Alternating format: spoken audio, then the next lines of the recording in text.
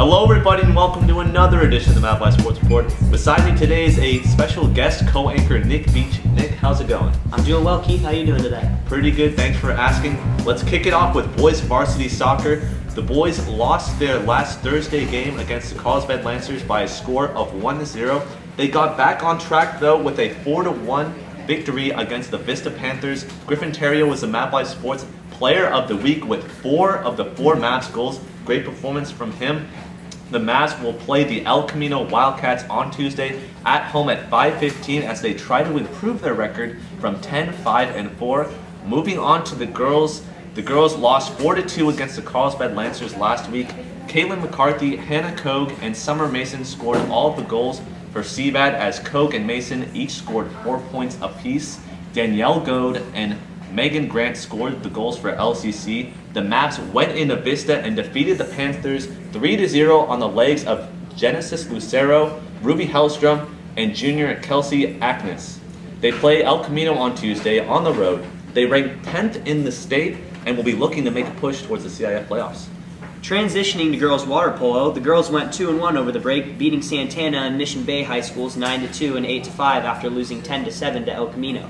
The team lost again to Mar Vista 9-3 on Wednesday. They're now 9-11 and play Granite Hills on Friday at 5:15. Moving on to girls varsity basketball, the girls defeated Rancho Buena Vista 83-56. Jessica Curtis led the Mavs with 18 points on an outstanding 82% from the field. Cassia Munson and Rachel Dumiak both scored 16 points as Kelly Reed went 3 for 4 from three-point range. Against Carlsbad, the girls dominated with a 78-54 performance as Taylor Pierce scored 27 on 7 for 15 from beyond the arc. Yeah, you mentioned it. Taylor Pierce, 27 points on 7 from 15. She has been outstanding this season from the Mavs, particularly from three-point range. Against Vista on Tuesday was nothing different for the Mavs as they obliterated the Panthers 70-34 as Pierce was a big presence from 3, hitting 6 of her 7 three-point attempts for 20 overall points. Jessica Curtis has been a big presence for these Mavs. She has scored 15 points on 75% shooting against Vista. Against RVV, she scored 18 points. We could potentially see her coming a bigger presence on offense as the season goes on. As for boys varsity basketball, the boys have gone 4-0 in the past 4 games, beating El Camino, Rancho Buena Vista, Carlsbad, and Vista High Schools. Against El Camino, Travis Fuller was a big presence inside, getting those rebounds and going for 3 massive dunks. Against Rancho Buena Vista was nothing different as Brady Twombly and Tommy McCarthy combined for some big points as the Mavs won 68-49 over the Longhorns.